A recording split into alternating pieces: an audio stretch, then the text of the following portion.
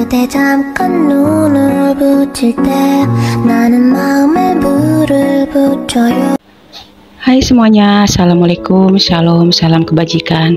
Jumpa lagi di video reaction saya hari ini ya guys. Semoga semuanya selalu di dalam keadaan sehat. Oke ya, kali ini saya mau lihat video tentang kenapa Aceh bukan Melayu. Padahal kan sama-sama berada di Pulau Sumatera ya. Kenapa bisa bukan Melayu? Langsung kita lihat dulu video satu ini ya. Jangan kemana-mana. Yang menyebabkan Melayu identik dengan Islam itu Aceh.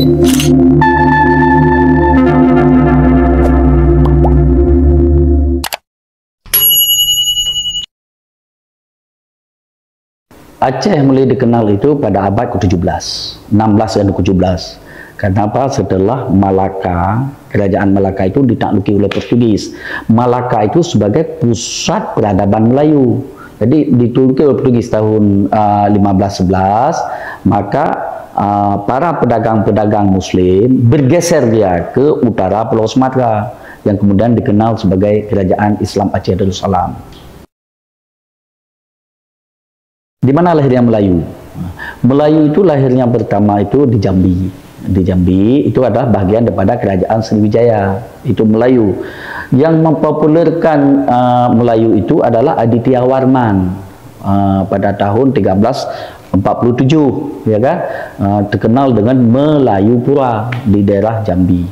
Kemudian dalam dokumen yang lain, adalah Desa Warnana, ya. Desa Warnana pada tahun 1365. Terkenal juga istilahnya Melayu itu sudah termasuk Pulau Sumatera.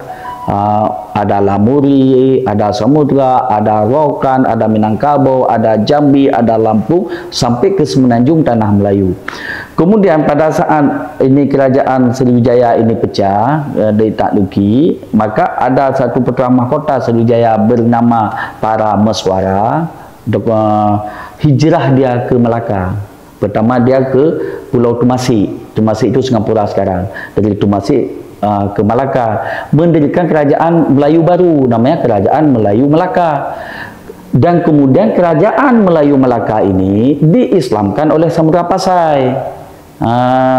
Anak Sultan Samudra Pasai Malekubahir, anak beliau dikawinkan dengan Parameswara ini, dan Parameswara masuk Islam, bergelar Sultan Iskandar Shah. Itulah hubungan. Makanya kalau kita lihat Melayu ini itu hubungannya sangat erat antara Pasai dengan Malaka. Makanya ada pertanyaan, kapan Aceh itu dijadikan Melayu? Sebenarnya pertanyaannya, bagaimana kontribusi Aceh terhadap Melayu? Karena yang menyebabkan Melayu identik dengan Islam itu Aceh. Sehingga ada buku dia itu Aceh Contribution to Standard of Malinis, kontribusi Aceh dalam pengembangan dunia Melayu. Jadi dasar Melayu ini Buddha, kemudian beralih menjadi Melayu Islam, itu adalah kontribusi Aceh. Termasuk bahasa Jawi yang berkembang dalam bahasa Melayu, kitab-kitab Jawi itu yang berkembang, itu adalah kontribusi Aceh dengan bersama. Salah satu dokumen lama kitab Jawi yang paling terkenal adalah Hikayat Samudra Pasai yang ditulis abad ke-14, ditulis dalam bahasa Melayu, dalam bahasa Jawi. Kemudian juga oleh kitab-kitab yang dikarang susteranya, termasuk Hikayat Aceh. Hikayat Aceh juga ditulis dalam bahasa Jawi. Kapan hikayat-hikayat dokumen-dokumen lama Aceh berkembang ditulis dalam bahasa lokal, bahasa Aceh, itu pada abad ke-19, dimulai dengan hikayat Pecut Muhammad. Pada saat itu terjadi perang identiti dalam masyarakat Aceh. Aceh itu karena sudah melemah posisinya, ingin membangun identitas baru. Muncullah identitas Aceh yang menguat pada abad 19. Ada yang mengatakan bahwa Aceh itu pusat peradaban Melayu itu ada di Aceh. Sehingga ada yang mengatakan bahwa Aceh itu bukan bagian daripada Melayu. Kenapa bisa berkembang dua ini? Karena Aceh itu berperan dalam pembangunan kontribusi peradaban Melayu. Sehingga waktu Sultan Aceh, Sultan Iskandar Sani yang dari Melayu Pahang jadi Sultan Aceh, beliau itu tidak didukung oleh penguasa lokal di sini daerah Aceh Besar. Beliau mencari dukungan kepada dunia Melayu. Dunia Melayu di mana? Pasai. Pasai pada saatnya itu adalah dunia Melayu. Bahasa pengantar Pasai Melayu. Yang bahasa yang kita bicarakan sekarang ini, itu bahasa Aceh ini, itu banyak berasal dari Champa dan itu mempengaruhi Aceh Besar. Dan itu ada bukunya lagi, Aceh Chamic Language. Jadi bahasa Aceh dan Cham yang mempengaruhi bahasa Aceh. Jadi munculnya identitas keacehan menguat dan bahasa Champa ini menguat dalam bahasa Aceh ini, itu pada abad ke-19. Awalnya tidak ada. Awalnya itu bahasa pengantar di dalam kerajaan Aceh. Semua dokumen dalam kerajaan Aceh digunakan dalam bahasa Melayu, disebut bahasa Melayu Pasi. Maka kalau kita baca kitab-kitab lama di Aceh, misal kitab yang ditulis oleh Syekh Abdul Rauf, Tafsir Al-Baidawi Al-Quran, itu disebut beliau menyebutkan bahwa beliau menafsirkan kitab ini dalam bahasa Melayu Pasi. Melayu Pasi itu Melayu Pasai. Pasai itu Melayu, jadi Pasai awalnya itu negeri Melayu dan itu tertulis juga dalam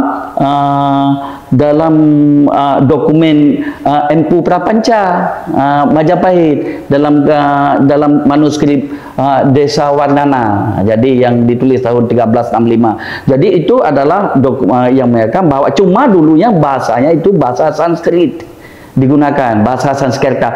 Aceh yang menyebabkan pada abad ke-16 dan 17 merubah tata bahasa Melayu Sanskrit Melayu Jawi, Melayu pengaruh Arab, pengaruh Islam. Makanya kalau kita pergi misalnya ke dokumen Menji 7 yang ada di Pasai, di situ ditulis dalam bahasa Melayu lama juga, antara Sanskrit pengaruh dengan Jawi. Karena itu sudah mulai mix antara budaya Sanskrit dengan budaya Arab. Pengarang kitab-kitab lama, jadi gini, dalam dokumen-dokumen manuskrip lama, misal manuskrip seperti manuskrip lama Tajus Salatin, yang dikarang oleh Bukhari Al-Jauhari, ya kan? Kemudian yang diklaim adalah sekarang milik Johor. Padahal Bukhari Al-Jauhari itu hidup pada masa Sultan Sidil Mukammil, ya kan? Kemudian dalam manuskrip Sulalatus Salatin Tun Sri Lanang, dalam manuskrip Hikayat Aceh, ya kan, dalam manuskrip Bustanus Salatin, dalam manuskrip Mabain As-Salatin. Ke seluruh manuskrip ini ditulis dalam bahasa Melayu oleh siapa? Oleh ulama-ulama besar pada itu. Kalau Tajus Salatin oleh Bukhari Al-Jauhari. Kemudian seperti kalau Bustan Salatin oleh Nurdin Ar-Raniri. Kalau Sulalatus Salatin oleh Tun Sri Lanang. Kemudian oleh Mabain As-Salatin tidak ditahu siapa penulisnya. Ke seluruh mereka itu adalah seorang tokoh-tokoh besar Melayu. Di samping juga ada penyair ulama yang jadi penyair seperti Hamzah Fansuri. Cuma juga beliau-beliau ini adalah tokoh-tokoh legenda dalam dunia Melayu yang sampai sekarang itu masih dibincangkan oleh para ilmuwan gitu.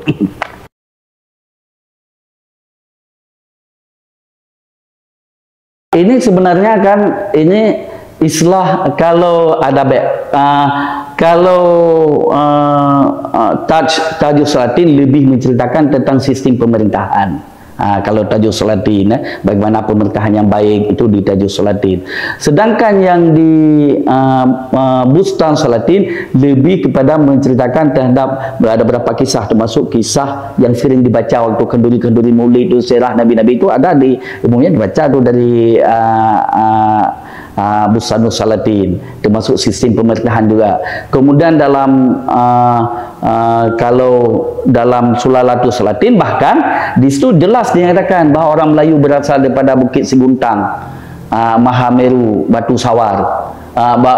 Bukit Siguntang, Palembang, dan Batu Sawar, hubungan antara Bukit Siguntang dan Batu Sawar Johor. Ya, jadi pada saat itu kalau kita baca di Bustan di Sulalat As-Salatin itu masih ada pengaruh mistik daripada Buddha sedikit di dalamnya.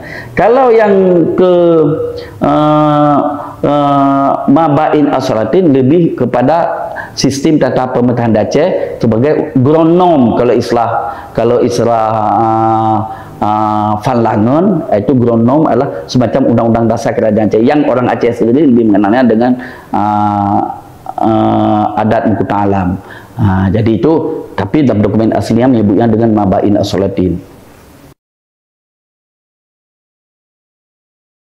Banyak membaca. Nah, untuk generasi milenial ini, saya kira ini ada membaca ini bagian daripada identitas. Jadi kalau kita ingin tahu identitas diri, bagaimana itu dia memperbanyak membaca. Dan sekarang banyak dokumen-dokumen Aceh itu yang baca adalah bukan orang kita, sedikit orang kita yang pelajari secara lebih serius. Saya kira dengan ini kita pelajari, saya gini, karena sejarah itu adalah merupakan identitas bangsa. Ada istilahnya preserving the past, building the future. Yang lama itu kita pelihara, yang baru adalah kita bangun. Jadi ini yang harus diutamakan, saya kira. Jadi memperbanyak membaca dokumen, dan apalagi manuskrip Aceh sekarang sangat mudah diakses di dunia maya. Tidak seperti dulu waktu kami untuk mendapat manuskrip ini terpaksa pergi ya 5 pusaka. Sekarang ini dunia maya bisa juga dicari. Sudah begitu mudah sekarang dokumen bisa kita manfaatkan. Nah itu ya guys ya, jadi memang sebenarnya Melayu itu berasal dari Kerajaan Sriwijaya. Lalu kemudian Kerajaan Sriwijaya runtuh, salah satu putra mahkotanya hijrah ke Malaka. Lalu dari situlah mulai berkembangnya peradaban Melayu ya. Dan tentang Aceh kenapa bukan Melayu, kesimpulannya kenapa Aceh dibilang bukan Melayu, tapi Aceh punya kontribusi besar dalam perkembangan Melayu di Malaka dan juga di Samudra Pasai gitu ya. Oke, penjelasannya cukup sekian. Kalau kalian kurang paham bisa dilihat lagi ulang di video originalnya ya. Terima kasih banyak, sampai jumpa di video reaction selanjutnya. Salam.